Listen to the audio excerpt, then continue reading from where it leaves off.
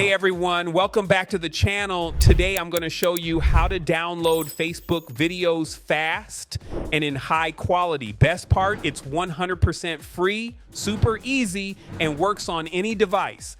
Let's jump right in. First, open the Facebook app and find the video you want to save. Click on the share button, then select copy link, and that's it. Easy, right? Next, head over to your browser, whether it's Chrome, Safari, or any other browser you use. Type Facebook Video Downloader Snap Save into the search bar and hit enter. Click on the first link you see, which will take you to snapsave.app. Once you're there, paste the link you copied into the box on the website and hit download. Give it a second or two. SnapSave will work its magic and provide you with a list of video quality options. You'll see everything from HD to full HD, and if you're lucky, even 4K for some videos. Pick the quality you prefer, hit that download button, and bam, you're done.